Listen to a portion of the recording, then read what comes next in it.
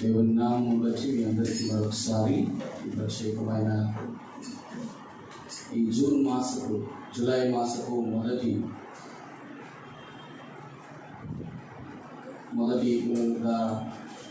ఆరాధన కొరకు వాళ్ళందరినీ ప్రేమతో ఆహ్వానిస్తూ ఉన్నా. దయచేసి ప్రత్యేకంగా ఈరోజు వాళ్ళ వర్తమానం కొరకైనటువంటి భాగాన్ని మనం కొంచెం చూసుకొని పాదాల దగ్గర మన పతనాలు మన పొరపాట్లు అన్ని ప్రభు దగ్గర ఒప్పుకుంటూ మనం ముందుకు కొనసాగుదాం. 2 Kings 2వ రాజుల గ్రంథం 20వ అధ్యాయం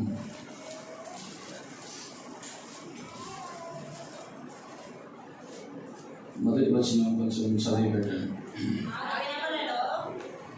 2వ రాజుల గ్రంథం 20వ అధ్యాయము మొదటి వచనం చదువు. మనమందరం చదువుకుంటే బాగుంటుందేమో బహుశా. అందరం కాసి చదువుకుందాం. మీ యొక్క పరిశుద్ధ గ్రంథాలు తెరచండి. 327వ పేజ్లో ఉన్నాయి. 327వ పేజ్లో ఉన్నటువంటి వాక్య భాగాన్ని అందరము బిగ్గరగా స్పష్టంగా చదువుదాం.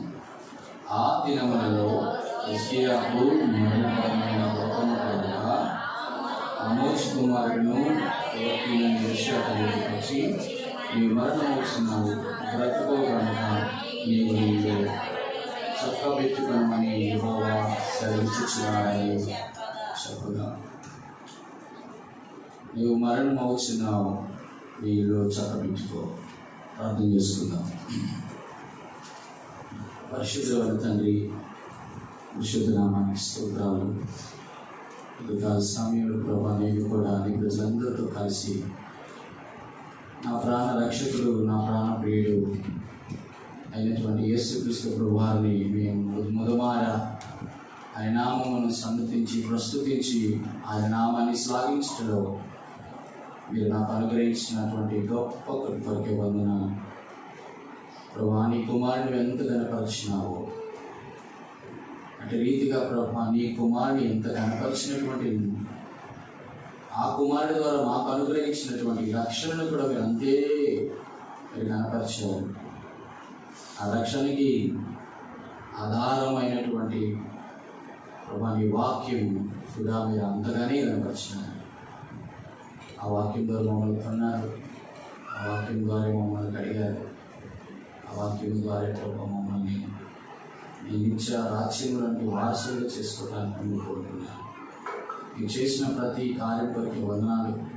అదేవిధంగా ప్రభా, ఇగో వలలో మేము చేస్తూ ఉండగా, మా భాగం పుచ్చుకుంటూ ఉండగా ప్రభా, నీవే మా పతనాలను పొరపాటుని ప్రభా మీ ముఖ కాంతిలో మా రాష్ట్ర పాపములు చూసినట్లు కృపను అనుగ్రహించి ప్రభా మమ్మల్ని సరిచేసి మీ కృపలకు అర్హులుగా మార్చి సహాయం చేసి కృపను అనుగ్రహించాను. ఇది మహిమాగంత ప్రభావం పొందుకోమని నీ యొక్క సేవకుడైన నన్ను కూడా దయచేసి మీ దాసులుగా కనికరించి కృప చూపించి నా బలహీనతలన్నింటినీ ప్రభాని పాదాలు దొరుకుకుంటూ ప్రభా మీరే హెచ్చాలి, మీరే కనపడాలి. నన్ను సిలువ చాటు మరుపరుచుకుంటూ మిమ్మల్ని హెచ్చిస్తూ మీరే సకలమైన మహిమ ఘనత ప్రభావములు పొందినారు అని పూజిస్తూ స్తుతిస్తూ కొనియాడుతూ నజరేయుడైన యేసు నామమున ప్రార్థించుకుంటున్నాము తండ్రి, ఆమేన్. ఆ దినములలో హిజ్కియాకు మరణకరమైనటువంటి రోగము కలగగా ఆమోజు కుమారుడు ప్రవక్త యెషయా అతని వద్దకు వచ్చి, నీవు మరణమవుతున్నావు, బ్రతుకో, కాబట్టి నీ ఇల్లు చక్కబెట్టుకో. బాగా గమనించండి, ప్రతి మనిషిలో 3 ప్రాముఖ్యమైన స్థాయిలు, స్థితులు ఉంటాయి. అందులో మొదటిది ఇక్కడ హిజ్కియా మనం జ్ఞాపకం చేస్తున్నాడు, ద కండిషన్ ఆఫ్ హిజ్కియా.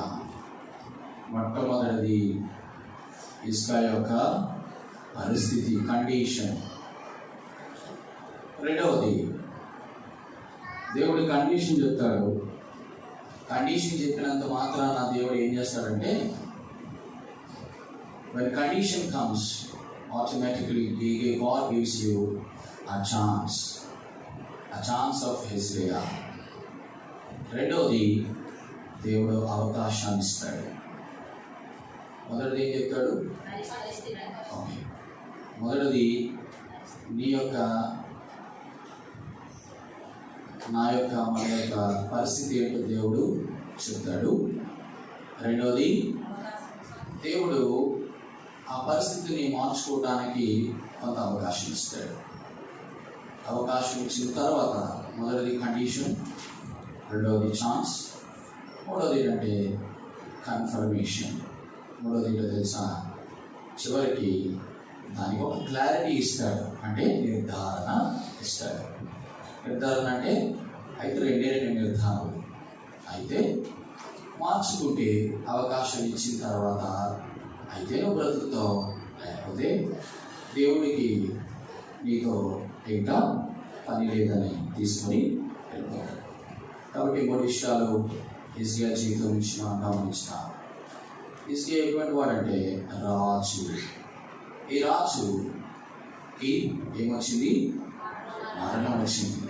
మరణానికి ముందు మరణకరమైన రోగం అంటారు, ఒక రోగం వస్తుంది. ఆ రోజుల్లో ఈ మరణకరమైన రోగాన్ని ఏమన్నామంటే రాచపుండు లేదా కురుపు పుండు. దాన్ని ఏమన్నారంటే ఇప్పటిలో వైద్య పరిభాషలో క్యాన్సర్ అంటారు. క్యాన్సర్ వస్తే ఆ రోజుల్లో ఎటువంటి మందు లేదు. కానీ విచిత్రం అదేంటో అర్థం కాదు, కానీ ఆ రోజుల్లో క్యాన్సర్కి ఒకే ఒక మందు ఉంది. ఆ మందు ఇప్పుడు కూడా అమలులో ఉంది. చెప్పండి, ఏంటి ఆ మందు? అంజూరపు పండ్ల యొక్క అడ. అంజూరంలో అంత ఉంది. ఎవరైనా క్యాన్సర్స్, ఎవరైనా పేషెంట్స్ అవ్వడానికి ముందుగా మనం రోజుకు ఒక అంజూరపు పండు తినండి. అది చాలా చాలా మంచిది, క్యాన్సర్ రాకుండా నిరోధిస్తుంది. బాగా గమనించండి, రోగము బాగైనంత మాత్రాన ఆయుష్ లేకపోతే చాలా ఆరోగ్యవంతుడే, కానీ ఏమైంది? అర్థాయుతో తన జీవితం ముగిసిపోయింది. కాబట్టి 3 విషయాలు ప్రభు నా యొక్క గమనంలో తీసుకొస్తున్నాడు. బాగా గమనించండి. మొదటిది, మన పరిస్థితిని దేవుడు జ్ఞాపకం చేస్తాడు. రెండవది, ఆ యొక్క పరిస్థితిని చక్కబరుచుకోవడానికి అవకాశము ఇస్తాడు. మూడవది, చక్కబరుచుకుంటే దేవుడు నేను చాలా తీసుకెళ్ళిపోవాలా చేస్తాడు. బాగా గమనించండి. ఇక్కడ ఒక మాట నా యొక్క హృదయాన్ని ఎంతో తాకింది. ఆ మాటని ఈరోజు వాక్యంలోకి మనం చూడటానికి ప్రయత్నం చేస్తున్నాం. హిజ్కియా, నీవు మరణమవుతున్నావు, నీ ఇల్లు చక్క. ఈ మాట చెప్పండి, నీ ఇల్లు చక్క, నా ఇల్లు చక్క, మన ఇల్లు చక్క పెట్టుకోవాలి. మన ఇల్లు చక్క పెట్టుకోవాలి.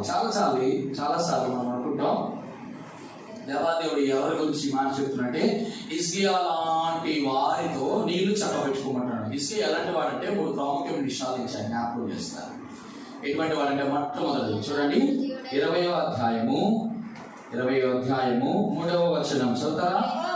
యెహోవా యథార్థ హృదయుడనై సత్యముతో నీ సన్నిధిని ఎట్లు నడుచుకుంటునో, నీ దృష్టికి అనుకూలముగా సమస్తమును ఎట్లు జరిగించుతున్న కృపతో జ్ఞాపకం చేసుకోమని హిజ్కియా కన్నీళ్లు విడిచుచు యెహోవాకు ప్రార్థించాను. ఇప్పుడు హిజ్కియా ఎటువంటి వాడు అంటే 3 గుణాలు కలిగిన వాడు. మొదటిది యథార్థ హృదయుడు, రెండవది సత్యముతో సన్నిధిని సత్యముతో దేవుని సన్నిధిలో నడుచుకున్నవాడట. మూడవది ఏంటి? దేవునికి అనుకూలముగా సమస్తమును జరిగించేవాడు. ఈ 3 మాటలు జ్ఞాపకం చేసుకోండి.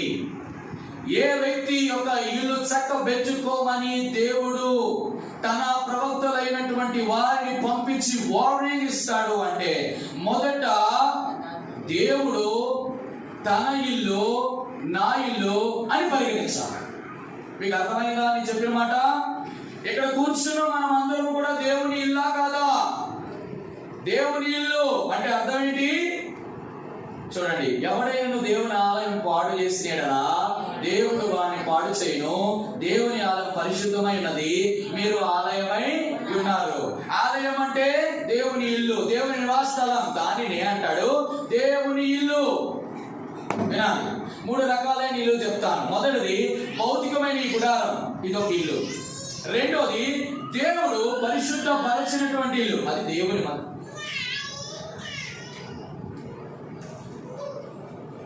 దేవుని యొక్క మందిరం. బాగా గమనించండి. మూడోది ఇదే, కానీ దేవుని ఇల్లుగా కొన్నిసార్లు ఉండదు, అది ఆత్మ సంబంధమైన మందిరం, అదే మన యొక్క దేహం. బాగా గమనించండి, ఈ 3 కూడా చాలా ప్రాముఖ్యం. భౌతికమైన ఇల్లు దేవుని ఇల్లు కాదు, ప్రతి శరీరం కూడా దేవుని ఇల్లు కాదు. రెండోది దేవుని యొక్క మందిరం, భౌతికమైన మన మందిరం. మూడోది దేవుడి కంటే ఆత్మ మందిరం. బాగా గమనించాలి. నేను చాలా విషయాలు చెప్దామని కోరుకుంటున్నాను. దయచేసి డిస్టర్బెన్స్ క్రియేట్ చేయకండి. పిల్లలు ఎవరైనా ఏడిస్తే దయచేసి వారిని కొట్టకండి, బుజాయించి వారిని బయటికి తీసుకొని వెళ్ళండి. వాక్యానికి అడ్డంకి మాత్రం దయచేసి చేయదు. ఈరోజు మన ఇల్లు చక్క పెట్టుకోమన్నాడు అంటే ఖచ్చితంగా మన ఇల్లు అందరూ కూడా చక్క పెట్టుకున్నామా లేదని మనం కొన్ని విషయాలు చూడడానికి ప్రయత్నం చేద్దాం. అన్ని ఇల్లులు దేవుని యొక్క ఇల్లు కాదు. ఎవరు దేవుని ఇల్లు అని అంటే బాగా గమనించండి. ఎబ్రీయులకు రాసిన పత్రిక 3వ అధ్యాయం అనుకుంటా, చూడండి. ఎబ్రీయులకు రాసిన పత్రిక 3వ అధ్యాయం. ఎబ్రీయులకు రాసిన పత్రిక 3వ అధ్యాయం, చాలా చక్కటి మాట. 3వ అధ్యాయం వచనము 6వ వచనం. 3వ అధ్యాయం 6వ వచనం.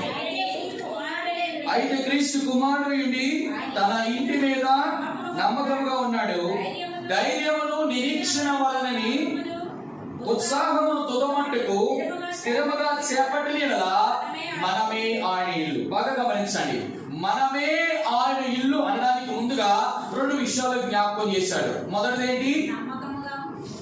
మొట్టమొదటిదేంటి? ఉన్నాడు, ధైర్యము, నిరీక్షణ. ఈ 2 ఎంతవరకు కదా? అంతము వరకు స్థిరముగా చేపడితే మనమే దేవుని యొక్క. ఇప్పుడు బాగా గమనించండి, నీ ఇల్లు చక్కబెట్టుకో హిజ్కియా అనడానికి ముందు కన్ఫర్మేషన్ మనం అవ్వాలి. ఎవరు బట్టి దేవుడు వారి దగ్గరికి వచ్చి, అమ్మా మరియమ్మ గారు మీ ఇల్లు చక్కబెట్టుకోండి, అబ్రహాం గారు మీ ఇల్లు చక్కబెట్టుకోండి, రుతు గారు మీ ఇల్లు చక్కబెట్టుకోండి అని అందరికీ చెప్పడు. ఎవరికి చెప్తాడంటే, ఎవరి ఇల్లు అయితే దేవునిదో, ఎవరి ఇల్లులో దేవునికి చోటు ఇస్తారో, ఎవరి ఇంటిలో అంటే పరిశుద్ధత కలిగి ఉంటారో, ఏ ఇల్లు అయితే ప్రతిష్టత కలిగి ఉంటుందో, ఏ ఇల్లు అయితే ప్రత్యేకత కలిగి ఉంటుందో, ఏ ఇల్లుకైతే దేవుని యొక్క మాటలకి, పాటలకి, ప్రసంగాలకి, ప్రార్థనలకి చోటిస్తుందో ఆ ఇల్లుని దేవుడి ఇల్లు అంటాడు. అప్పుడు ఆ ఇల్లు పాడైపోతే దేవుడు అంటాడు, ఎఫెసీలో ఉన్నటువంటి సంఘం సంఘానికి అంటాడు కదా, ఓ ఎఫెసీ సంఘమా, నీ యొక్క క్రియలను, నీ కష్టమును, నీ సహనాన్ని నేను ఎరుగుదును, అయినను నీ మీద తప్పు ఒకటి. తప్పులు దేవుడు ఎవరికి ఎదుగుతాడంటే, ఇది నీ ఇల్లు, దేవుడు కన్ఫర్మ్ చేసుకున్నటువంటి ఈ ఇల్లు దేవునిదైతే ఒకవేళ ఆ ఇంటిలో తప్పు ఏమి జరిగినా దేవుడు ఊరుకోడు. అంటాడు కదా, నువ్వు ఒకప్పుడు చేసినటువంటి నీ కష్టము నాకు తెలుసు, నీ సహనము నీకు తెలుసు, నీ క్రియలు నాకు తెలుసు, అవన్నీ బాగానే ఉన్నాయి. కానీ ప్రశ్న ఏంటంటే, ఎన్నో తప్పులు లేవు, నీకు ఎన్నో తప్పులు లేవు, ఒక్క తప్పు కూడా ఉన్నప్పుడు దేవుడు ఊరుకోడే అర్థం. అంటే నీ ఇల్లు ఎలా ఉండాలి? ఒక్క తప్పు, పొరపాటు, లోటుపాట్లు ఏ అక్కర కూడా ఉండకూడదని దేవుడు అంటున్నాడు. ఇప్పుడు ఒక మాట అనుకుందాం. మొట్టమొదటిగా నీ ఇల్లు చక్కపరచుకోవడానికి ముందుగా, దేవుడి దగ్గర నుంచి ఒక హెచ్చరిక తీసుకోవడానికి ముందుగా, దేవుడి దగ్గర ఒక గద్దింపు మాట తీసుకునేడానికి ముందుగా, నిజముగా మన ఇల్లు దేవుని ఇల్లేనా? ఈరోజు దేవుడు నీతో నాతో మాట్లాడుతున్నమాట, దేవా నా ఇల్లు నీ ఇల్లేనా? ఒకవేళ దేవుని ఇల్లు ఆయనదైతే, మొట్టమొదటి నేను చెప్పాను కదా, ధైర్యమును, నిరీక్షణ వలన ఉత్సాహమును అంతము వరకు స్థిరముగా చేపట్టిన. అంటే దాని అర్థం ఏంటంటే బిడ్డలారా, స్థిరత్వము కలిగిన ఇల్లు ఇవి. నేను ఇంకో మాట చెప్తాను, దేవుని ఇల్లు అనడానికి ఒక ప్రాముఖ్యమైనటువంటి సూచన సంభవము ఉంటుంది. లూకాసు వార్త మనకు అందరికీ తెలిసిన భాగం. 11వ అధ్యాయం తీస్తామా? లూకాసు వార్త 11వ అధ్యాయం తర్వాత మనం సరి చేసుకోవడానికి ప్రయత్నం చేద్దాం. 11:24. అపవిత్ర ఆత్మ ఒక మనిషిని వదిలిపోయిన తర్వాత అది విశ్రాంతి వెతుకుతూ నీరు లేని చోట తిరుగుతుండను. విశ్రాంతి దొరికినందున నేను విడిచి వచ్చిన నా ఇంటికి తిరిగి వెళ్ళుదనుకుని వచ్చి ఆ ఇల్లు ఊడ్చి అమర్చినట్లు చూసి వెళ్ళి తనకంటే చెడ్డవైన 7 దెయ్యములు తన వెంట పెట్టుకుని వచ్చును. అవి అందులో ప్రవేశించి అక్కడనే కాపురుండును. అందుచేత ఆ మనిషిని కడప స్థితి, మొదటి స్థితి చెడ్డది. ఇక్కడ 2 ప్రాముఖ్యమైనటువంటి స్థితులు దేవుడి జ్ఞాపకం చేస్తున్నాడు. మొదటి స్థితి, కడపటి స్థితి. మొదటి స్థితి ఏమైంది చెప్పండి? మొదటి స్థితి అపవిత్రాత్మ ఒక మనుషుని వదిలిపోయినా. ఎట్లా వదిలిపోయింది మరి? ఈ అపవిత్ర ఆత్మ ఎట్లా వదిలిపోయింది? అపవిత్ర ఆత్మ. గమనించండి, అపవిత్రత అనేది ఒక ఆత్మ. మీకు అర్థమవుతుందో లేదో నేను చెప్పిన మాట. అపవిత్రత అంటే బైబిల్లో 7 రకాలైన అపవిత్రతలు ఉన్నాయి. అది పక్కన పెడితే అపవిత్రత అనేటువంటి దానిలో ప్రాముఖ్యమైన విషయం గమనించవలసింది, అపవిత్ర అనేది ఒక ఆత్మ. అది కనబడదు, ఆత్మలు ఎప్పుడు కనబడవు, కానీ అది అపవిత్రత. ఈ అపవిత్రత రావడానికి కారణం ఏంటో తెలుసా? మొట్టమొదటిది అవిధేయత. అవిధేయత రావడానికి కారణం ఏంటో తెలుసా? అవిశ్వాసం. అవిశ్వాసం ద్వారా అవిధేయత, అవిధేయత ద్వారా అపవిత్రత. ఇదే జరిగింది ఏదైనా తోటలో ఆదామవ్వకి. ఓ ఆదామవ్వ, నీ ఇంటిలో చెప్పండి, వారి యొక్క దేహాలు, వారి యొక్క స్థితి పాడైపోవడానికి అపవిత్రమైన కారణాలు ఒకటే. మొదటిది, దేవుడు చెప్పిన మాట కంటే చెప్పండి సర్పము చెప్పిన మాట మీద ఎక్కువ నమ్మకం ఉంది. రెండవది ఏంటో తెలుసా? ఏదైతే ఇది తింటే చచ్చిపోతామన్నావో అదే దేవుని ఆజ్ఞకు విరోధంగా చేసి అవిధేయత పనిచేశారు. మొదటిది అవిశ్వాసం, 2 అవిధేయత. ఈ 2 కలిస్తే అపవిత్రత. దేవుడికి అవిశ్వాసులైన నచ్చదు, అవిధేయులైన నచ్చదు. ఆ ఇద్దరు కలిస్తే చెప్పండి అపవిత్ర అనే ఆత్మ మనలో. ఈరోజు ఒక మాట గమనించండి. ఇప్పుడు దేవుని ఇల్లుగా మార్చడం అర్థం ఏంటంటే, అపవిత్ర ఆత్మ వదిలిపోయినా, అపవిత్ర ఆత్మ ఒక మనిషిని వదిలిపోయిన తర్వాత అది విశ్రాంతి ఎదుగుచ్చు. బాగా గమనించండి, అది విశ్రాంతి ఎదుగుచ్చు. ఈ అపవిత్రతకి దానికి ఒక విశ్రాంతి కావాలి. It needs some rest place. ఆ రెస్ట్ ప్లేస్ ఏంటో తెలుసా? మనమే. ఎందుకు అనంటే అక్కడ గమనించండి, ఆ యొక్క ఇల్లు నీరు లేని చోట తిరుగుచుండును. అది వెదగచ్చు, నీరు లేని చోట తిరుగుతు. అంటే దాని అర్థం ఏంటి బిడ్డలారంటే, ఒక వ్యక్తి అపవిత్రత అనే ఆత్మ తనలో అనడానికి కారణం ఏంటంటే నీరు లేని చోటు. ఆ చోటు ఏ చోటు? నీరు లేని చోటు. నీరు దేవుని వాక్యం. దేవుని వాక్యముతో నింపబడినటువంటి ఆ ఇల్లు ఎక్కడైతే ఉంటుందో అక్కడ అపవిత్రత ఉండదు. అందుకే నేను ఎప్పుడు చెప్తా ఉంటాను, రిపీట్ చేస్తూ ఉంటాను. 119వ కీర్తనలో, నేను నీ ఎదుట పాపము చేయకున్నట్లు నీ వాక్యమును నా హృదయములో ఉంచుకున్నాను. హృదయం అనే చోటులో నీరు అనే వాక్యము సమృద్ధిగా ఉంటే ఆటోమేటిక్ గా అపవిత్రత ఉండదు. అంతే, పాపం ఉండదు, పాపము దూరంగా ఉంటది. ఎందుకో తెలుసా?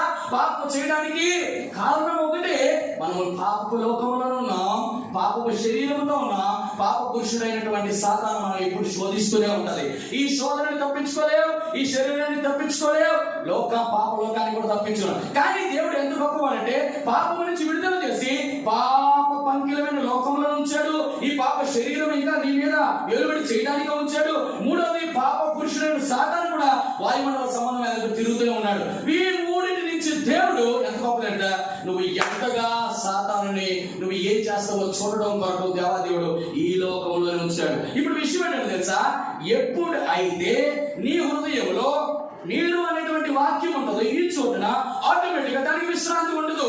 అది వెతుకుతా ఉంటది అటు ఇటు. అందుకంటాడు, ఏ సాతానా, నువ్వు ఎక్కడి నుంచి వచ్చావంటే భూమి మీద అటు ఇటు తిరుగుతున్నాను అంటాడు.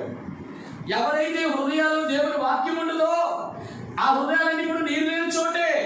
ఆ నీరు లేని చోటులో వెతికినప్పుడు దానికి విశ్రాంతి స్థలం దొరికిందా అందులో ఉంటాడు. అది అపవిత్రతకు గురి చేస్తాడు. అంటే నువ్వు నీరు కూడా పాపంలో ఉంటామని అర్థం. ఇప్పుడు చెప్పదలుచుకున్న ప్రాముఖ్యమైన మాట ఏంటంటే, మన హృదయంలో దేవుని వాక్యం అనే నీరుతో సమృద్ధిగా నింపబడితే అపవిత్రతకు చోటు ఉండదు. ఆ మాట నింపకుండా ఉండాల్సింది. ఓ హిజ్కియా, నువ్వు మరణం అవుతున్నావు, నీ ఇల్లుని అంటే చక్కబెట్టుకుంటే అర్థం ఏంటంటే, నీ యొక్క ఇంటిలో వాక్యము ఉందా? బాగా గమనించాను. ప్రతి మాట నేను ముందు తీసుకెళ్ళడానికి ప్రయత్నం చేస్తాను. ఇక్కడ ప్రాముఖ్యమైన మాట ఏంటంటే ఈ యొక్క సర్పము ఆ లోకంలో ఉన్నట్టు ఈ లోకంలో పాప శరీరముతో పాప పురుషుడైన సాతాన్ని ఎదిరించడానికి దేవుడు ఇక్కడే ఉంటున్న కారణం ఏంటో తెలుసా? దేవుడు 3 ప్రాముఖ్యమైన విషయాలు మీకు జ్ఞాపకం చేస్తాను. చూడండి ఆ మాటలు. మొదటి యోహాను రాసిన పత్రికలో చూస్తాం. మొదటి యోహాను రాసిన పత్రిక చూడండి ఆ మాట. మొదటి యోహాను రాసిన పత్రికలో మనకి బాగా తెలిసిన మాటలే. మొదటి యోహాను రాసిన పత్రిక 2వ అధ్యాయం 14వ వచనం. చిన్నపిల్లలారా, యవనస్తులారా, అక్కడి నుంచి చదవండి. యవనులారా, మీరు దేవుని వాక్యం మీ యందు నిలుచు, మొదటిది దుష్టుని జయించుట. రెండవది చూడండి, రెండవది యాకోబు రాసిన పత్రిక 4వ అధ్యాయం 7వ వచనం. యాకోబు రాసిన పత్రిక 4వ అధ్యాయం 7వ వచనం. దేవునికి లోబడి ఉండి అపవాదిని ఎదురించుడి, తొలగిపోవును. రెండవది అపవాదిని ఎదురించుట. మూడవది చూడండి, ఎఫెసీయులకు రాసిన పత్రిక 6వ అధ్యాయం 16వ వచనం. ఎఫెసీయులకు రాసిన పత్రిక 6వ అధ్యాయం 16. ఇవన్నీ గాక విశ్వాసం అనే డాలు పట్టుకొని దానితో మీరు దుష్టుని అగ్ని బాణములన్నిటినీ ఆర్పుటకు శక్తిమంతుడు. అంటే అర్థం బాగా గమనించాలి. మొదటిది ఏంటన్నాడు? దుష్టుని మనం జయించాలంటే ఏం కావాలన్నాడు? వాక్యము యందు నివసించాలి. రెండోది అపవాదిని ఎదిరించాలంటే ఏం చెప్పాడు? దేవునికి లోబడి ఉండి, అప్పుడు అది లెక్క. మూడోది మీరు శక్తివంతులు అవుతున్నట్లు విశ్వాసం డాలు పట్టుకుంటే వాడేసి అగ్ని బాణాలన్నీ కూడా ఈ 3 నీలో ఉంటే లాస్ట్ది దేవుడు చేస్తాడు. ఏంటో తెలుసా? చూడండి, 2వ కొరింథీయులకు రాసిన పత్రిక 2వ అధ్యాయము, రోమీయులకు రాసిన పత్రిక 16వ అధ్యాయం 20వ వచనం. రోమీయులకు రాసిన పత్రిక 16:20. దేవుడు సాతానును మీ కాళ్ళ క్రింద శీఘ్రముగా చితక త్రొక్కించును. చెప్పండి అయిపోయిందా? అవ్వాలా? చూడండి బాగా మళ్ళీ. ఇంకా అవ్వాలి. ఎప్పుడవుతుంది అంటే నీలో దేవుని వాక్యం ఉన్నప్పుడు, విశ్వాసం అనే డాలు నీ దగ్గర పట్టుకున్నప్పుడు, ఇంకా దేవునికి లోబడినప్పుడు ఆటోమేటిక్ గా చెప్పండి సాతానుని. మామూలు విషయం కాదు. సాతాను అంటే మామూలుడా? చెప్పండి మామూలుడా? 6000 మానవ సంవత్సరాల జీవిత చరిత్రలో వాడిని ఎదిరించిన వాడు ఈరోజు ఒక్కడు కూడా ఒక్క భక్తుడు కాలేడు, ఒక్క యేసు క్రీస్తు ప్రభువారు తప్ప. బాగా గమనించండి. అటువంటి వ్యక్తిని ఎక్కడట నీ కాళ్ళ కింద చెత్తగా దొరికిస్తాడు. ఎప్పుడో లోబడినప్పుడు, విశ్వాసం అనే డాలు పట్టుకున్నప్పుడు, వాక్యము నీలో నివసించినప్పుడు. ఇప్పుడు మనం మన స్వాదం ఎక్కువైపోతాయి ఇంట్లో. చెప్పగేటడా? స్వాదనలు వచ్చి పడిపోతున్నాయన్నా నా మీద. ఎందుకు పడిపోతున్నాయి? నేను ఎందుకు ఆనాడిస్తుంది సాతాను అని అంటే, మొట్టమొదటిది ఏంటంటే మనం దేవునికి లోబడలేదు. దేవునికి లోబడ్డామంటే ఏంటో అనుకోగలరు కాక. ఏంటి? దేవుని మాటకు, దేవుని వాక్యమునకు లోబడితే చెప్పండి అంటే అర్థం ఏంటంటే దేవుడు చెప్పినట్టు మనం దేవుడు చెప్పినట్టు చెయ్యం. మనకు చాలా ఇష్టాలు ఉంటాయి. మన ఇష్టం నెరవేర్చుకోరి చాలా మంది గమనిస్తాం కదా. మనం ఏదైనా చేయాలనుకుంటే మన ఇష్టం మనం చూసుకుంటారు, దేవుడు కదా అప్పచెప్తాం. ఒక సేవకుడు భక్సింగ్ గారట ఎప్పుడు కూడా ఇట్లా ప్రార్థన చేసేవారు. ఆయన ప్రార్థన ఎంత, ఆయన ప్రార్థనకి మన ప్రార్థనకి ఉన్న డిఫరెన్స్ ఏంటంటే, మొట్టమొదటి ప్రభా ఇవ్వని ప్రభా, నేను అక్కడికి వెళ్తున్నాను ప్రభా, ఆ కార్యం చేయి ప్రభా, నాకు రావాల్సిన డబ్బులు ప్రభా తండ్రి, నాకు రావాలి ప్రభా, ఆ ఉద్యోగానికి వెళ్తున్నాను ప్రభా, ఉద్యోగం నాకు రావాలి ప్రభా తండ్రి, ప్రభా ఆ మ్యాచింగ్స్కి వెళ్తున్నాను ఖచ్చితంగా సెట్ అవ్వాలి ప్రభా అని మనం ప్రార్థన చేస్తాం. యాక్చువల్ మన ప్రార్థన అది. కానీ భక్సింగ్ గారు లాంటి గొప్ప దేవతలు లేదు కదా సార్. దేవా నేను అక్కడికి వెళ్ళడం నీ చిత్తమేనా? ఆ ప్రార్థనకి ఈ ప్రార్థనకి డిఫరెన్స్ ఎక్కడ ఉంది? మనం అన్ని కన్ఫర్మ్ చేసుకొని తట్ట పొట్ట అంతా కూడా ఆయన ఎత్తి మీద ఎట్టేస్తాం. ప్రభా నువ్వు చూసుకోవాలి, నా వల్ల కాదు. భక్సింగ్ గారు ప్రభా నేను అక్కడికి వెళ్ళొచ్చా, ప్రభా అక్కడికి వెళ్ళొచ్చా, ప్రభా అక్కడికి వెళ్ళొచ్చా అని కన్ఫర్మ్ చేసుకొని వెళ్ళేవారు. అలా ఒకటే బిడ్డలారా, ఈరోజు మన ఇల్లు ఎలా ఉండాలి?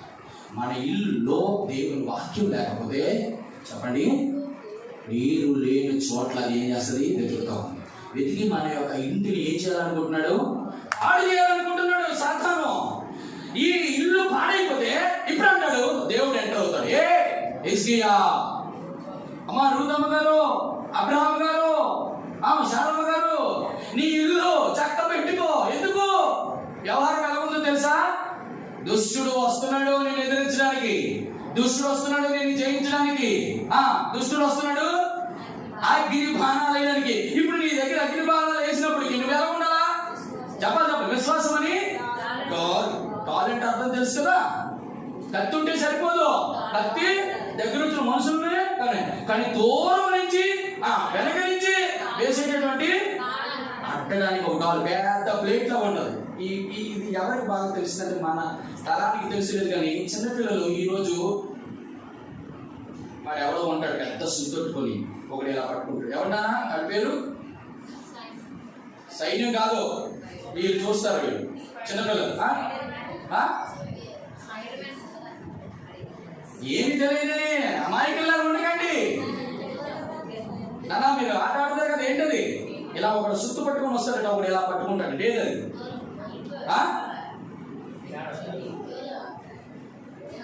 ప్రభా, నాకు ఆ మాట జ్ఞాపకం చేయి, మర్చిపోయాను ప్రభా.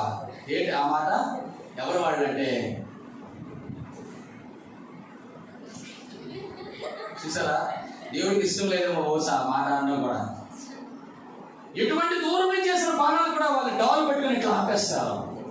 ఇప్పుడు తలంపు ఏంటంటే, మన ఇల్లు దేనికి ఆశ్రయంగా ఉంది?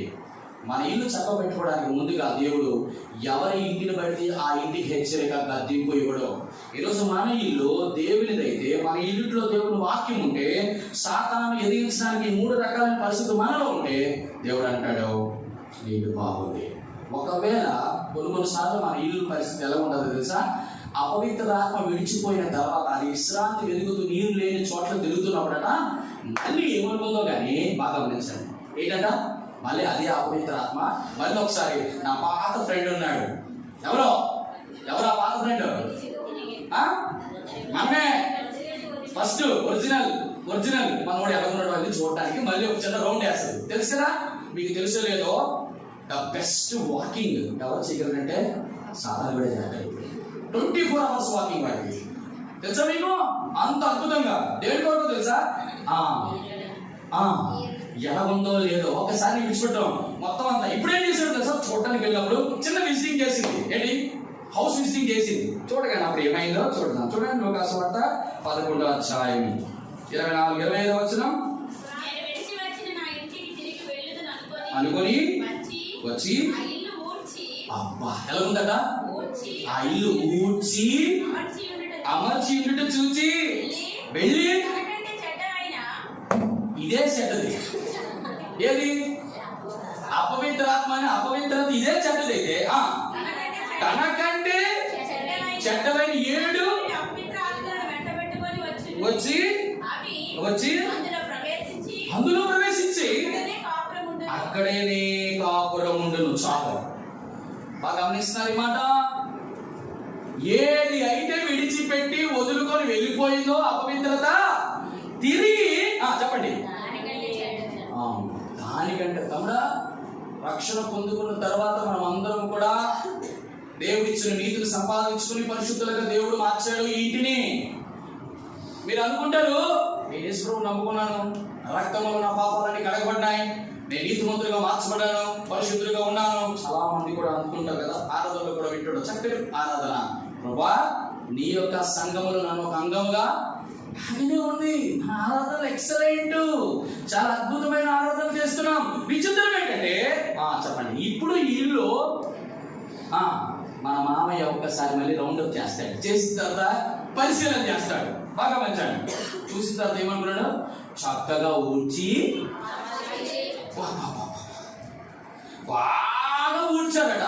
చెప్పండి, తర్వాత అమర్చి ఉండేట చూసి వెళ్ళి. అసలు గమనించండి, ఊడిస్తే చక్కగా అమరిస్తే మళ్ళీ దీనికంటే చక్కమైన 7 దియ్యాలు ఎలా ఎంట పెట్టుకొని వచ్చింది? మీకు అర్థమైందా నేను చెప్పిన మాట? ఊడ్చినప్పుడు అంటే ఇల్లు ఊడ్చడం అంటే శుభ్రంగా ఉందా లేదా? అలంకరించినట్టు అబ్బా ఎంత అద్భుతంగా అలంకరించాను అనుకోవాలి కదా.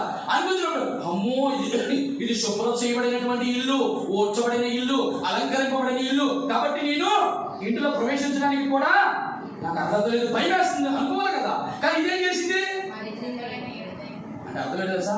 ఆ ఫస్ట్ వేసుకోవడం నమ్మకం మనకు మన హార్ట్లో ఒకరికి స్థానం అపవిత్రతకి, ఆ సాతాను కూడా వదిలికేయాలను ఇంకా ప్లేస్ లేదు. మరి అదేంటో యేసు ప్రభువు నమ్ముకున్న తర్వాత అపవిత్రత వెళ్ళిపోయిన తర్వాత ఇప్పుడు 7 ఛాన్స్. మీకు అర్థమైందా నేను చెప్పిన మాట? అర్థమవుతుందా? బాగా అర్థమైందా మీ అందరికీ కూడా? మొదటిసారేమో ఒకదాని అపవిత్రతకి అయితే ఇప్పుడు 7 అపవిత్రతలకు చోటు ఇచ్చినామట మనం. Dear friends, dear brothers, dear colleagues, మీకు తెలుసా నాకు పాత ఒక ఫ్రెండ్ ఉన్నాడు, రండి వెళ్దామంటే ఎక్కడికి అంటే నీకు తెలుసా లేదా? అబ్రహాము గారు ఒక రోజు యేసు ప్రభుని నమ్ముకొని ఇప్పుడు పరిస్థితి ఎలా ఉంది తెలుసా? రండి చూపిస్తాను. 7 దేవుడు వద్దు, పరిస్థితి బాగలేదు, అది నీరున్న చోటు, మనం వెళ్తే మళ్ళీ తట్టుకోలేము అని అంటే లేదు లేదు రా ఒకసారి చూపిస్తానంటే నీరు లేక ఊడ్చి అలంకరించబడి చెప్పండి వెంటనే ఏమైంది? చాలా విషయాలు ఏంటో తెలుసు ఎంత భయంకరమైన పరిస్థితి అంటే మన హృదయము, మన దేహం అనేటువంటి ఇల్లు చాలా మంది ఊడ్చుతున్నారు, అలంకరిస్తున్నారు. ఆ రెండు చూసినప్పటికీ సాతాను కూడా ఏమనుకోవాలి తెలుసా? ఇల్లు నా ఇల్లు కాదు అనుకుని వెళ్ళాలి, కానీ ప్రవేశించి అక్కడనే కాపరు అంటే దాని అర్థం ఏంటి? అంటే అర్థం ఏంటి? ఎలా ఊడ్చారు? దేనితో ఊడ్చారు? దేనితో అలంకరించినారు? చెప్పండి చెప్పండి చెప్పండి. అలంకరణ ఏ జ్ఞాపకం చేస్తుంది? ఓడవడం దేని జ్ఞాపకం చేస్తుంది? ఊడ్చడం అంటే ఊడ్చినాడు, కంప్లీట్గా ఊడ్చినాడు, కంప్లీట్గా అలంకరించినాడు. అలంకరింపబడిన ఇల్లు, ఊడ్చబడి అంటే క్లీన్గా ఉన్నటువంటి ఇల్లు చెప్పండి చెప్పండి. మరి అపవిత్రాత్మలకు ఎందుకు 7 అపవిత్ర చోటు వచ్చిందంటే విషయం ఏంటో తెలుసా? ఓడవబడింది, అలంకరించబడింది, కానీ ఉండవలసిన నీరు మాత్రం లేదు. నువ్వు ఎంత బాగా అలంకరించుకున్నా, ఎంత జాగా ఊడ్చబడినా ఆ ఇంటిలో కానీ నీరు సమృద్ధిగా లేకపోతే అది ఎండిపోయిన ఇల్లు అని జ్ఞాపకం చేసుకోవాలి. అర్థమైంది నేను చెప్పిన మాట? నీరు లేకపోవడం అంటే అర్థం ఏంటంటే దేవుని వాక్యములకు చోటు లేదని అర్థం. అర్థమైందని చెప్పిన మాట? వారు ఓడ్చడం అంటే అర్థం ఏంటంటే వారు పరిశుద్ధపరచబడినవారండి, వారు ప్రతిష్ఠించబడినవారు, దేవుని సేవకులండి, దేవుని బిడ్డలండి, దేవుని విశ్వాసులండి. ఇది ఓడ్చడం, పరిశుద్ధపరచడం. 3 అలంకరించబడినవారంటే అర్థం ఏంటి? అలంకరించండి, వారు రక్షణ పొందుకున్నారండి, ప్రశస్త వస్త్రాలతో దేవుడు అలంకరించాడండి, వాళ్ళు ఉన్నారండి. కానీ ఈ రక్షణ అలంకరణ చెప్పండి చెప్పండి దేశపు రక్తం చేత కనబడినట్టు ముందు ఈ 2 కాదు. ఫస్ట్ ఆఫ్ ఆల్ క్షమించండి, ఈ 2 మాత్రమే కాదు, దానికి కావచ్చు 3వ పద్ధతి సాతాను చూస్తాడు. ఏదో తెలుసా? ఏ రక్తము చేత నువ్వు కనగబడ్డావో, ఏ రక్షణ వస్త్రముల చేత నువ్వు అలంకరించబడ్డావో, ఈ 2 అయిపోయిన తర్వాత దేవుని వాక్యమునకు నీ హృదయంలో చోటు ఉందా లేదా? దేవుని వాక్యమునికి చోటు లేదంటే అదేదో వాక్యం దేవుని ఎదురు వాక్యమే చోటు హృదయం లేకపోతే దేవుడికే చోటు లేదు. దేవుడికి లేకపోతే అపవాదికి చోటు ఇయ్యబడి పత్రిక 4:27 అందుకంటాడు అపవాదికి చోటు. ఇప్పుడు చెప్పండి, మన ఇల్లు చక్క పెట్టుకోమని దేవాది దేవుడు వార్నింగ్ ఇస్తే మంచిదా చెడ్డదా చెప్పాలి. ఎవరు? నీ ఇంటిని దేవుడు అమ్మా మరియమ్మ గారు, రూతమ్మ గారు, అబ్రహాం గారు, ఇస్సాకు గారు, యాకోబు గారు మీ ఇల్లుని చక్క పెట్టుకోండి. If you get the warning from the lord that indicates what అంటే దేవుడు అంటున్నాడు, నేను నిన్ను ప్రేమిస్తున్నా కనుక నేను కత్తించి ఈ హెచ్చరిక తీసుకోకపోతే బిడ్డలారా గమనించండి. మనం ఆ ఇల్లుగా మార్చబడ్డమే పెద్ద కష్టమైతే అటువంటి కష్టంగా ఉన్నటువంటి పరిస్థితిని ఈ రోజు అంటున్నాడు నీ ఇల్లు ఇప్పుడు సరిగ్గా బాగోలేదు. ఏంటా? ఇల్లు సరిగ్గా బాగోలేదు. ఇల్లు సరిగ్గా బాగోకపోవడానికి కారణాలు మొదటిది చెప్పాలి.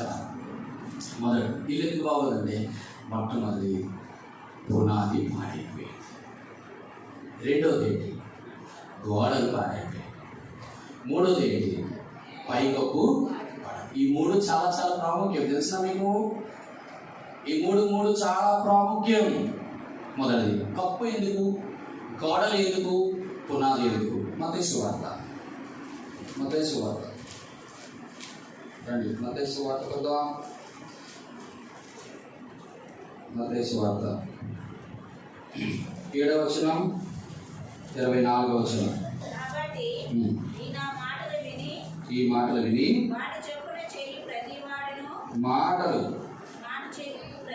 నా మాటలు విని వాటి చొప్పున చేయు ప్రతివాడును బండ మీద తన ఇల్లు కట్టుకొనిన బుద్ధిమంతుని పోలియుండెను.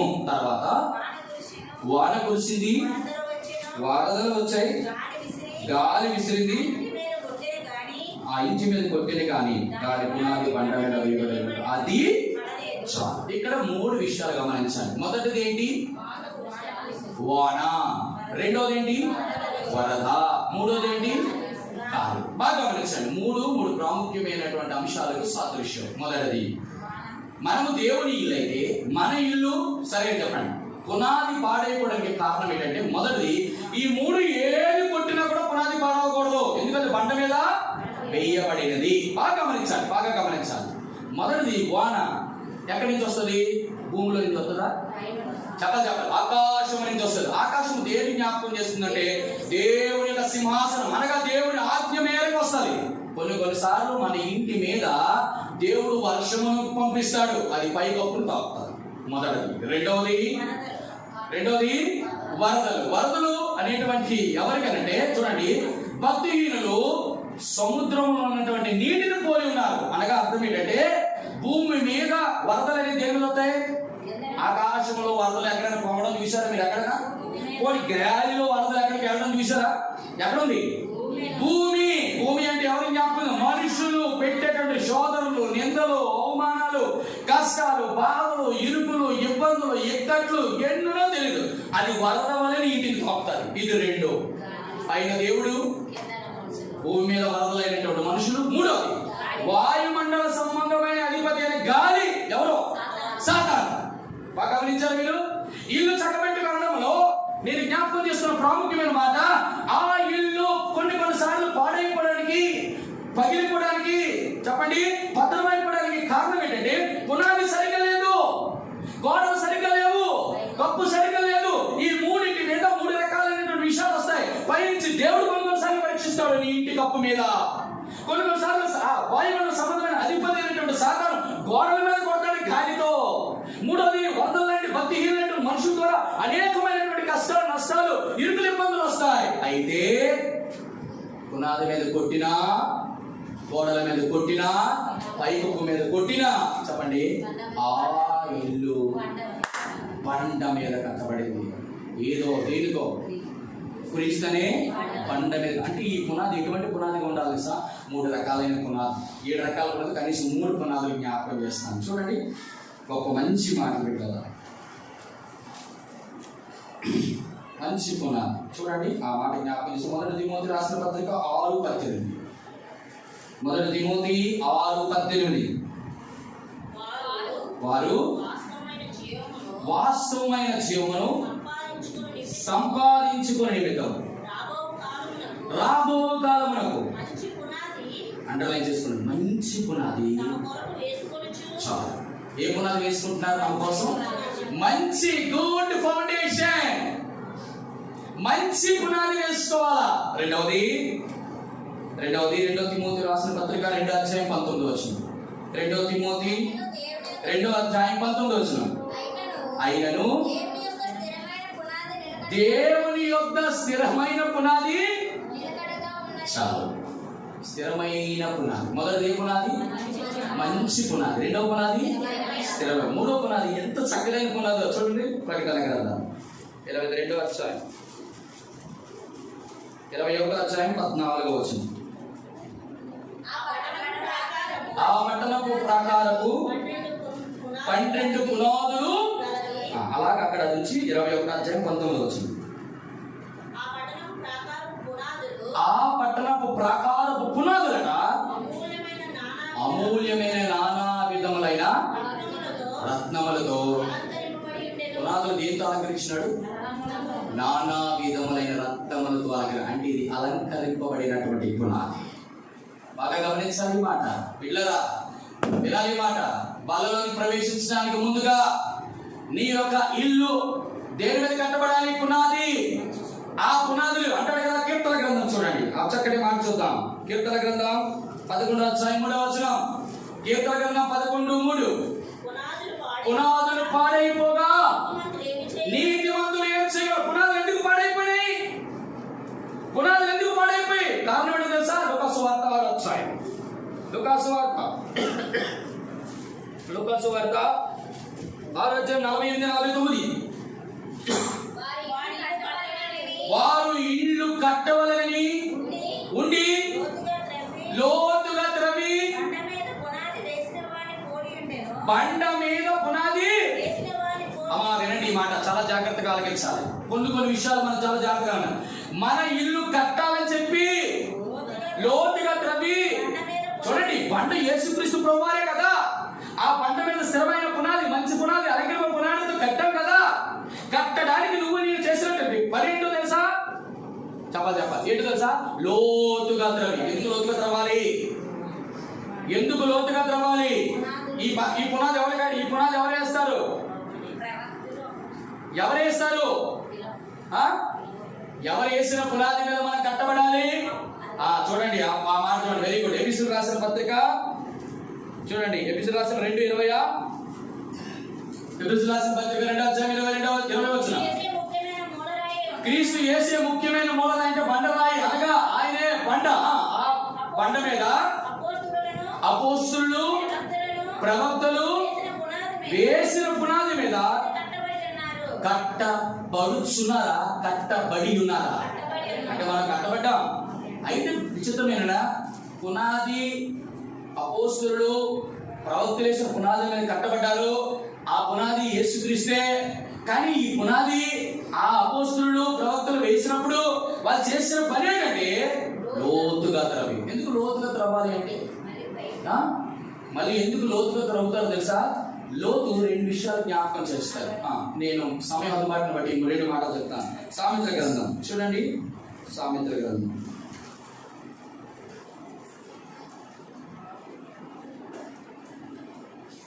18:4 వచనం. సామెతల గ్రంథం 18:4. మరియు నీ నోటి మాటలు, మనుషుని యొక్క నోటి మాటలు ఇటువంటిది. మనుషుని యొక్క నోటి మాటలట లోతుగా ఉన్న నీటి వంటిదట. అమ్మా నీటి యొక్క లోతు ఎవరికేం తెలుసా?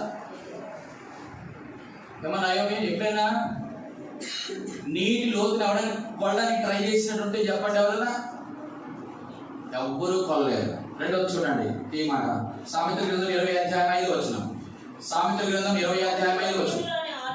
హృదయము నరుని యొక్క హృదయములను ఆలోచన లోతు నీళ్ళ వంటిది. ఇప్పుడు చెప్పండి, రెండింటిని ఒక దగ్గర పెడదాం. మొదటి మాట ఏంటి? మనుషుడి మాట లోతు నీటి వంటిదట. ఇప్పుడు లోతు నీటి వంటిదంటే బాగా గమనించండి. లోతు అనేది దేనికి సాదృశ్యం అంటే మనుషుని యొక్క మాటలకి సాదృశ్యం. రెండోది అంటాడు నరుని యొక్క హృదయము. హృదయములోని ఆలోచన నీటి లోతు వంటిది. బాగా గమనించండి. దేవాదేవుడు ఎవరైనా ఇల్లు కట్టాలంటే, దేవాది దేవుడు ఎప్పుడైనా మన ఇంటిని స్థిరపరచాలంటే, అందుకే 127వ కీర్తనలో అనుకుంటా, యెహోవా ఇల్లు కట్టించిన దాన్ని బట్టి వారి ప్రయాసము. దేవుడు ఏం చేస్తాడంటే ఒకరి యొక్క ఇల్లు బాగా కట్టాలంటే బాగా త్రవ్వుతాడు. ఎందుకు బాగా త్రవ్వుతాడు అంటే ఆ పునాది అనేటువంటి ఆ పునాది బండ మీద స్థిరపరచబడాలంటే మొట్టమొదటి దేవుడు నీ నోటి మాటలను నీ హృదయ ధ్యానాన్ని జ్ఞాపకం చేస్తాడు. ఆ 2 బాగా గమనించండి. మనుషుని యొక్క నోటి మాటలు, నరుని యొక్క హృదయ ఆలోచన. ఈ 2 కూడా సరిగ్గా లేకపోతే దేవుడు ఆ ఇల్లు కట్టడానికి ఇష్టపడడు. ఇప్పుడు గమనించండి. లోతుగా త్రవ్వాడు. త్రవ్వడం అంటే అర్థం ఏంటంటే పరీక్షించాడు. దేంతో త్రవ్వాడు అంటే దేవుని వాక్యంతో త్రవ్వాడు. దేవుని వాక్యం త్రవ్వితే ఆలోచనలు మాటలన్నీ పోయిన తర్వాత లోతు ఏర్పడింది. ఈ లోతు మీద బండ వేశాడు. ఆ బండ మీద పునాది కట్టాడు. ఈ బండ మీద పునాది మీద వరదలు వచ్చాయి, వాన వచ్చింది, గాలి వచ్చింది, అయినా కూడా చెప్పలేదు కదిలింప. మరి మరి చాలా పునాదులు పాడైపోవడానికి ఇక్కడ అంటాడు, నీ పునాదులు పాడైపోగా నీతిమంతులు ఏమి చేయలేదు. మన పునాదులు పాడైపోవడానికి కారణం ఎవరో తెలుసా? మనమే. అంటే అర్థం ఏంటి? ఎందుకు పునాదులు పాడైపోతున్నాయి ఈ రోజుల్లో మన జీవితంలో అంటే మన ఇల్లు. అందుకే ఎస్కేల్ అంటాడు, నీ ఇల్లు చక్కబెట్టుకో, నీ ఇల్లు చక్కబెట్టుకో అనేటువంటి మాటలు అర్థమేంటంటే మొట్టమొదటి నీ పునాదిని సెటిల్ చేసుకో ఇస్కేయా అంటే అర్థం ఏంటో తెలుసా? పునాదులు ఒక కుటుంబానికి తల్లిదండ్రులకు సూచన. తల్లిదండ్రులు ఎప్పుడైతే పాడైపోతారో చెప్పండి, ఇప్పుడు పునాది పాడైపోతుంది అంటే ప్రాకారం పాడైపోతాయి. తెలుసు కదా, ప్రాకారాలు 2 ఉంటాయి. చెప్పండి ఏంటి? గోడలు ఏంటి ఉంటాయి? కిటికీ, గోడ. ఇది కూడా తెలియదా? ప్రాకారాలకు ఇంకేం పెడతారు చెప్పండి? అంతకంటే ఇంకేమైనా కొత్త డిజైన్ ఈ ప్రపంచంలో ఉందంటే చెప్పండి. మొదటి ఏంటి? కిటికీలు. ఏమిటి? గుమ్మాలు జ్ఞాపకం చేస్తాయి. ఏమిటి కిటికీలు జ్ఞాపకం చేస్తాయి? మీరు బాగా గమనించండి. కిటికీలు దేని జ్ఞాపకం చేస్తాయి? గుమ్మాలు దేని జ్ఞాపకం చేస్తాయి? ఇప్పుడు ఇవన్నీ చెప్తే మళ్ళీ యెషయా గ్రంథంలో నేను చెప్పాలి. గుమ్మములు దేనికి సాదృశ్యం అని చెప్పాను, కిటికీలు దేనికి సాదృశ్యం అని చెప్పాను. పునాది సరిగ్గా లేకపోతే ప్రాకారాలు పాడైపోతాయి. ప్రాకారం దేనితో కట్టబడతాయి? ప్రాకారం దేని చేత కట్టబడతాయి? కూడా వాడు దేని చేత కట్టబడతాయి? పునాది దేని చేత కట్టబడింది? పునాది దేని చేత కట్టబడింది? ప్రవక్తలు అపోస్తులు వేసిన పునాది దేని చేత వేశారు? అవి దేని చేత కట్టబడింది? వాక్యం అనేటువంటి పునాది మీద కట్టబడింది. అది చెప్పండి. ఈ వాక్యమైన పునాది మీద ఇప్పుడు ఈ గోడలు కట్టబడాలి. ఈ గోడలు పాడవకుండా ఉండాలి. ఇప్పుడు నీ ఇల్లు చక్కబెట్టుకుంటూ, రెండవది గోడలు సరిగ్గా ఉండాలి. గోడలు సరిగ్గా ఉండాలంటే ఏముండాలి? సరిగ్గా గోడలు సరిగ్గా ఉండాలంటే రాళ్ళు సరిగ్గా ఉండాలి. ఏ రాళ్ళు పెట్టి కట్టాడో తెలుసా? సాధారణమైన రాళ్ళు కాదు. మొదటి రాజుల గ్రంథం తీయండి. మొదటి రాజుల గ్రంథం 5:12. మొదటి రాజుల గ్రంథం అతనికి జ్ఞానము దయచేసెను. మరియు హీరామును సొలొమోనును సంధి చేయగా వారిద్దరికి సమాధానం చెక్కిన రాళ్లతో వేయుటకు. ఎక్కడన్నది?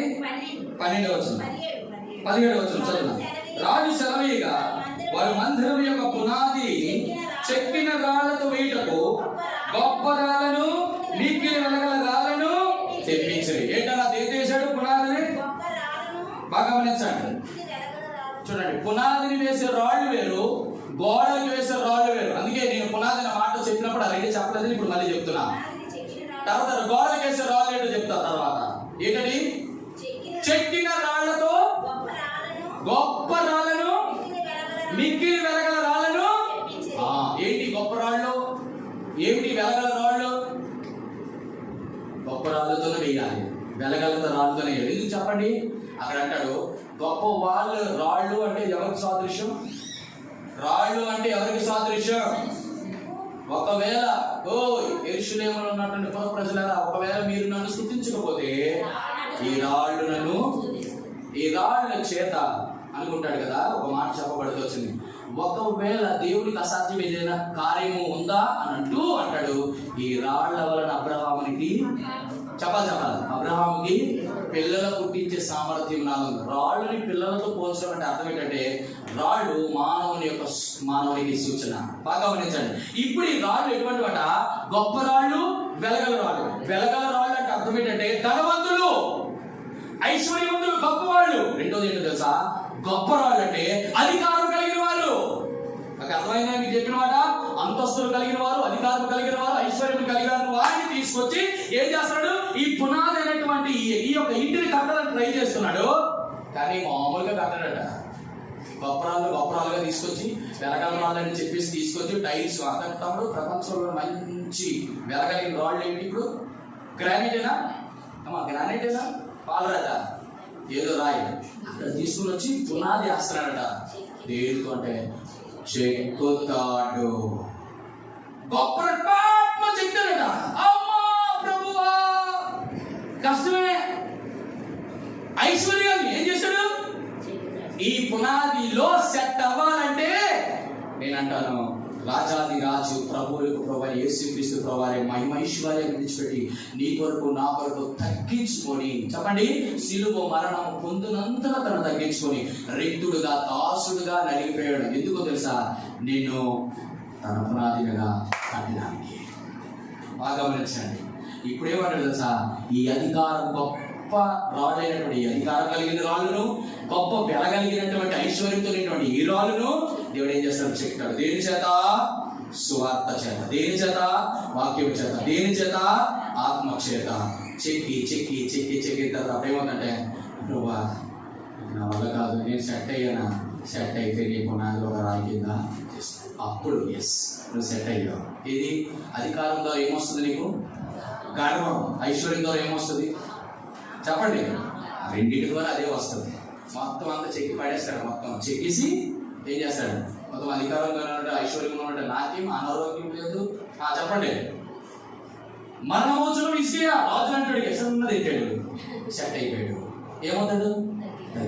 చెక్కడం అంటే అది తమ్ముడా, మళ్ళీ కూడా చెక్తాడు. చాలా గమనించండి. చెక్కడం అంటే ఎలా తెలుసా?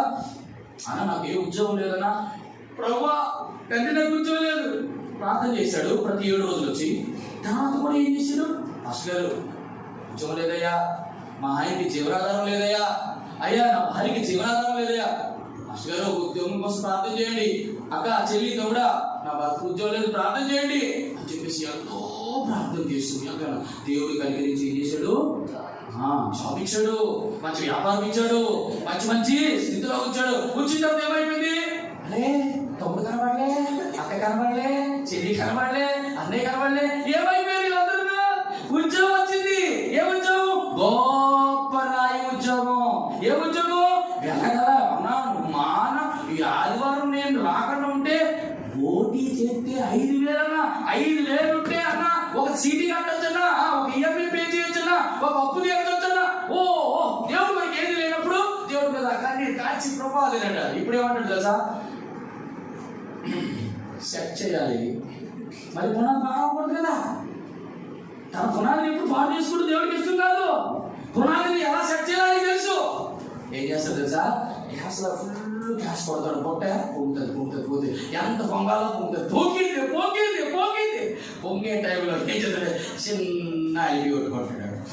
తీరా ఎంత పొంగుతావు పొంగినానా, ఎంత డబ్బులు సంపాదించు, రాత్రి పగలు కష్టపడి సంపాదించడం తప్పు కాదు, ప్రయాసపడడం తప్పు కాదు. కానీ విచిత్రం ఏంటంటే పునాది పాడిపో దేవుడు ఊరుకోడు కదా. పునాది సెట్గా ఉండాలి. అప్పుడు తప్పని కాదు. మళ్ళీ పేరు మీద అర్థం ఏంటి? అయిపోయాడని దేవుడు పునాది పాటు చేసుకుని ఇష్టపడదు. తన బిడ్డలంటే చాలా ఇష్టం కాబట్టి చిన్న కనబడతారు. అదేంటే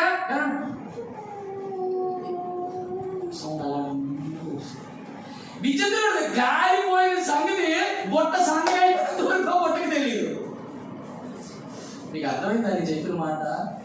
ఆత్మీయంగా మనం తీసుకోగలిగితే ప్రేమగా దేవుడు ప్రాణాన్ని తీయడం ఇష్టం ఉండదు. తన బిడ్డలు సరైన పునాది మీద కట్టబడిన వారు ఎందుకు ఇలాగ అయిపోయారని చెప్పేసి చిన్న పెడతాడు. ఏ క్రిస్టియా మరణం అవుతున్నావు, జాగ్రత్త, నీళ్ళు. అప్పుడు దేవా నా పునాది సరిగ్గా పాడైపోయిందేమో. చెక్కిన రాళ్ళతో కట్టినటువంటి ఈ రాళ్ళు ఏమైపోయాయి? ఈ గొప్ప రాళ్ళు ఏమైపోయినాయి? ఈ వెలగల రాళ్ళు చెక్కాడు కదా, మళ్ళీ అదే కక్కిన వాంతి కష్టపడినట్లు మరలా తిరిగి అదే దుస్థితి అయిపోతే దేవుడు పునాది పాడైపోతుంది. ఎందుకు? ఇది ఎవరిది? దేవుడిది. హెచ్చరిస్తున్నప్పుడు అంటారు కదా, నువ్వు సెట్ చేసుకుంటే పర్వాలా, ఏ పునాది ఎక్కడ ఏంటి అయిపోయిందో సెట్ అయ్యి నువ్వు సెట్ అయిపోతే పర్వాలా. ఆయన సెట్ చేయడానికి ఆయన రంగంలో దూకాడు అనుకో, చెప్పాను కదా, ఎంత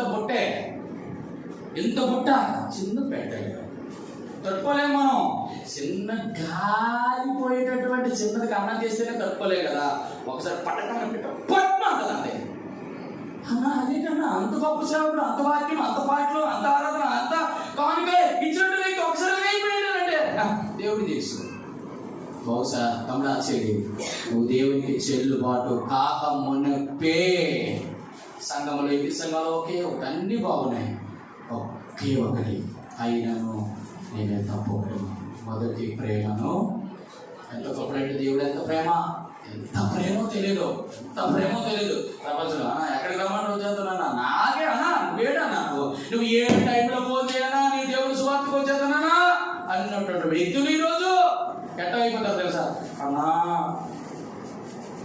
అన్నా ఓటి అన్నా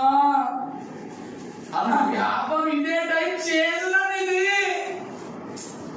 అన్నా సీజన్లో మీరు దేవుడికి పిలుస్తారు అనుకుంటారేటన్నా. ప్రేమ వాళ్ళ ఎంత దారుణమైన విషయం పెట్టి చూడాలి. అలా రోజులు పండి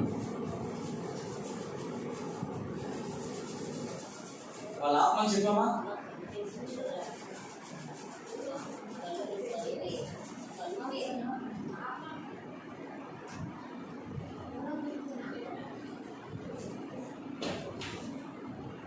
దేవుడికి వాక్యం వెళ్తున్నప్పుడు దుష్టుడు ఏదో రకంగా పెడతా ఉంటాడు, బుట్ట పీలుస్తూ ఉంటాడు, ప్రయత్నం చేస్తాడు, కానీ బుట్ట తేలదో.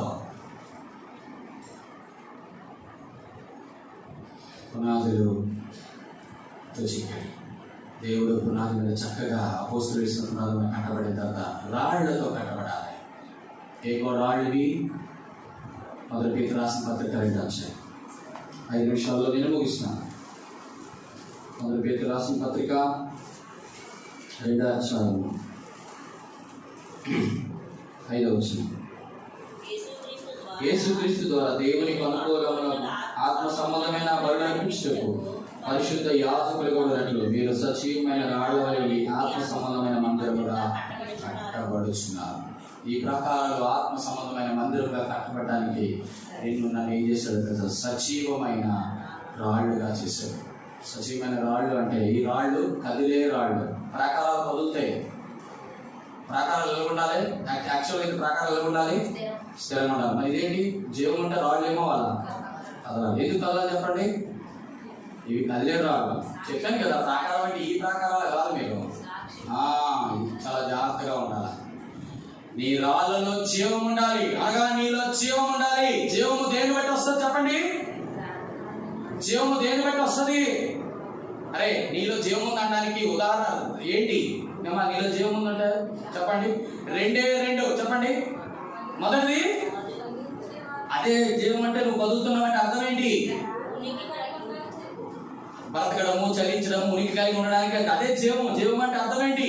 మొదటిది ఏంటంటే ఆత్మ వెలుగుతూ ఉండాలి. ఆత్మ లేకపోతే అవునా అన్నా లేకపోతే రే లేపండి అన్నా లేకడు. ఎందుకు? ఆత్మ పోయింది. రెండవది ఏంటో తెలుసా? ప్రాణం అనగా నీ రక్తం. బాగా గమనించాలి. రక్తం దేన్ని సూచిస్తుంది? ఆత్మ దేని? ఆత్మ వెలుగుతూ ఉండాలి, మండుతూ ఉండాలి, ప్రకాశిస్తూ ఉండాలి. రెండవది ప్రాణం ఏమో రక్తం. రక్తం ఎలా ఉండాలి చెప్పండి? రక్తం ఎలా ఉండాలి? ఒక ఆవిడ ఎలాగడిగేట పాస్టర్ అమ్మ రక్తం ఎలా ఉండాలి? ఎర్రగా ఉండాలన్నమాట. ఎలాగా? అది సమాధానం చూడండి. రక్తం ఎలా ఉండాలంటే ఎర్రగా ఉండాలని తెలియదు పాస్టర్ గారికి, ప్రపంచానికి తెలియదు. అది రక్తం ఎలా ఉండాలి? ప్రవహిస్తూ ఉండాలి. Very good. అది రక్తం. చాలా మందిలో రక్తం ఉంటుంది, కాకపోతే అన్న ఎందుకన్నా అయిపోయి చేయి పని చేయట్లే, కాల్ చేయబెట్టండి అన్న. ఏంటట? ఏ స్ట్రోక్ వచ్చింది? పెరాలసిస్ వచ్చింది. అంటే అక్కడి నుంచి రక్తము ప్రవహిస్తుంది, బ్లాక్ అయిపోయింది. ఏది రక్తం? యేసుక్రీస్తు వారి యొక్క రక్తం.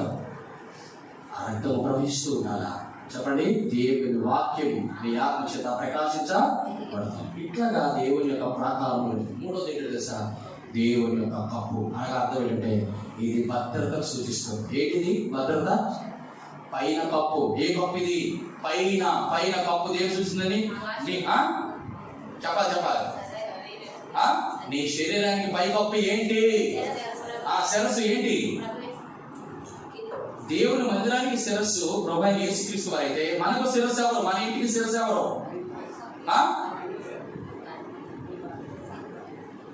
స్త్రీకి శిరస్సు ఎవరు? భర్త. మన దేవుని ఇంటికి శిరస్సు ఎవరు? ప్రభువైన యేసుక్రీస్తు వారు. ఇప్పుడు మనకి శిరస్సు ఎవరు? రోమన్లు చెప్పండి. పునాదులేమో 2 రాళ్ళు, ప్రాకారాలేమో రాళ్ళు, పైన కప్పు. దేనికి సూచన? పైన మనకు ఉన్నదానికి దేనికి సూచన? నేను 3 సార్లు 4 సార్లు ఎందుకు అడుగుతూ ఉంటాను నేను? తమడా ఏంటి సూచన పైన? బ్రదర్ చెప్పండి గట్టిగా వినమాట. రక్షణ, ఇంకా రక్షణ, నీతి, చెప్పండి ఇంకా.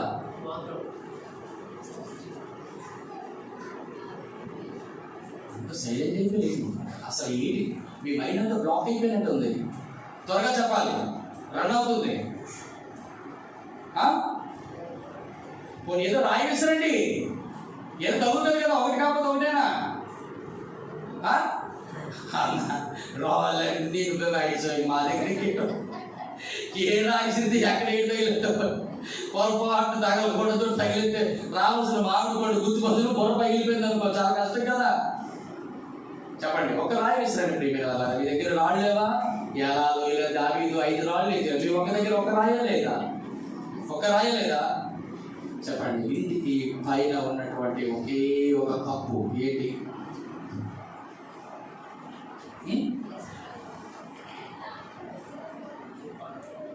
దాని చేతే ప్రతి ఒక్కటి కూడా పైకప్పుగా మార్చడం. అది లేకుండా నువ్వు ఎన్ని చేసినా ఉపయోగం లేదు. ప్రభా తండ్రి, మా బిడ్డల్ని ప్రభా నువ్వే రక్షించాలి. దేవాది దేవుడు అరణ్యంలో ప్రత్యక్ష గుడారం వేసినప్పుడు పై నుంచి వచ్చింది ఏంటి?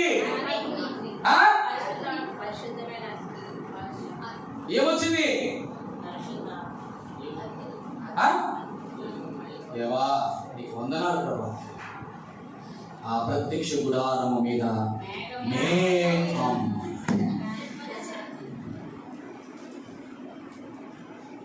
ఈ ప్రపంచంలో నాకు తెలిసి మేఘం అంత పైకప్పు ఎవరు వేయలేడు. ఎవరు విధంగా వేయగలరా మీరు? ఏమైనా మేఘము దేనికి సాదృశ్యం అంటే పరిశుద్ధాత్మ దేవుడు. ఎంతగా నేను చెప్పినా కూడా మీకు అర్థం కాకపోతే ఎన్నిసార్లు చెప్పుకుంటానో ఈ 3 కోరికలు. కానీ దీనిలో కొన్ని లోతు విషయాలు మీకు జ్ఞాపకం చేయాలని అర్థం. పరిశుద్ధాత్మ దేవుని యొక్క కప్పు సజీవ రాళ్లతో పేర్చబడినటువంటి రాళ్ళు, చెక్కబడినటువంటి రాళ్లతో వేసిన పునాది స్థిరంగా ఉంటే, మంచిగా ఉంటే, చెప్పండి, అలంకరింపబడి ఉంటే ఆ ఇల్లు చెప్పండి ఎలా ఉంటుంది? స్థిరంగా ఉంటుంది, చక్కగా కాదు. ఇప్పుడు చక్కపరచడం ఏంటో చెప్తాను. టైం అయిపోయింది. ఒక్క మాట నేను చెప్పేసి నేను ముగిస్తాను.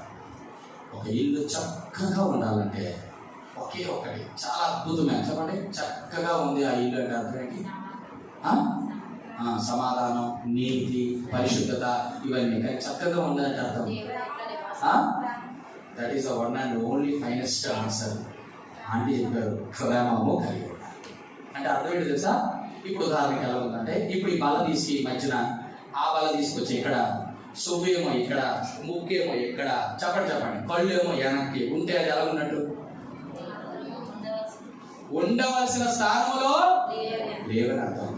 మన ఇల్లు ఎప్పుడు కూడా క్రమము కలిగి ఉండాలి. దేవాది దేవుడు హిస్కియా నీ ఇల్లు చక్క పెట్టుకో అంటే అర్థం అంటే క్రమం అంటే నీ ఇంటిలో నీ బిడ్డలు క్రమముగా ఉండాలి. 2 చెప్పాలి, నీ ఇంటిలో తండ్రి స్థానం కరెక్ట్గా ఉండాలి. 3 ఇంటిలో భర్త స్థానం కరెక్ట్గా ఉండాలి. 4 భార్య స్థానం కరెక్ట్గా ఉండాలి. తర్వాత ఇంకెవరున్నారు? ఇంట్లో ఎవరున్నారు? తల్లి, తండ్రి, పిల్లలు. చెప్పండి, 3 ఉన్నాయి. 4 చెప్పండి. కుటుంబంలో ఇల్లునేంటి? తల్లి, తండ్రి, పిల్లలు. ఇంకా ఎవరుండాలి? ఒకే ఒక దేవుడు ఉండాలి. అది లేకపోతే మొత్తం ఇసియా నీ ఇల్లు చక్క పెట్టుకోవడంలో నీ పిల్లలు సరిగ్గా ఉన్నారా? నువ్వు సరిగ్గా ఉన్నావా? నీ భార్య సరిగ్గా ఉందా? ఈ 3 ఉంటే దేవుడు క్రమం కలిగిన దేవుడు ఇంట్లో ఉంటే ఆ ఇల్లంతా కూడా క్రమంగా చక్కగా ఉంటుంది. ఇప్పుడు నేను చెప్పనా, కోళ్ళని ఉదాహరణలు ఉన్నాయి కానీ చెప్పడానికి లేదు. షీలో ఒక మందిరంలో ఏలి ఉన్నాడు, పిల్లలు ఉన్నారు, భార్యలు కూడా ఉన్నారు. ఓపెన్ ఫీనస్ భార్యలు. విచిత్రం ఏంటో తెలుసా? క్రమం లేని కారణం చేత, దుష్టత్వం కలిగి ఉండడం చేత, మందిరములకు వచ్చినటువంటి స్త్రీలతో వ్యభిచరించడం ద్వారా, మందిరాన్ని సరిగ్గా నిర్వర్తించకపోవడం వలన, దేహాన్ని సరైన రీతిలో కాపాడుకోవడం ద్వారా, ఇష్టానుసారంగా ఈ దేహాన్ని చెరపడం ద్వారా ఏమయ్యారో తెలుసా? మొట్టమొదట పిల్లలు చనిపోయారు. 2వది సేవకుడు చనిపోయాడు.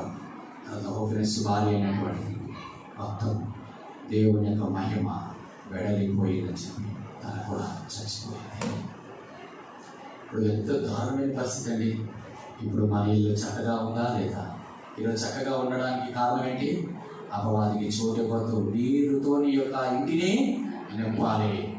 రెండవది, పునాదులు సరిగా ఉండాలి, గోడలు సరిగా ఉండాలి, పైకప్పు సరిగా ఉండాలి. మూడోది ఏంటి? చక్కవచ్చం అంటే క్రమము కలిగి ఉండాలి. ఇది లేకపోతే మాత్రం ఇల్లు చక్కగా లేదు. దేవుడు ఈ మాటల ద్వారా ప్రతి ఒక్కరిని ఆదరించినట్లు, ఓ హిజ్కియా, నువ్వు మరణం అవుతున్నాయి, నీ ఇల్లు సరిగ్గా చక్కబెట్టుకో, నీ పునాదులు సరిగ్గా ఉన్నాయా, నీ గోడలు సరిగ్గా ఉన్నాయా, నీ పైకప్పు సరిగ్గా ఉందా, నీ ఇల్లు క్రమం కలిగి ఉందా? అన్నిటికంటే ప్రాముఖ్యంగా ఏంటన్నా మొట్టమొదటి మాట, నీ ఇంటిలో నీరు వాక్యంకి చోటు ఉందా లేదా? లేకపోతే ఈరోజు మన ఇల్లుని చక్కబెట్టుకుందాం. దేవుడి మాటలు దీవించి ఆశీర్వదించుకుందాం.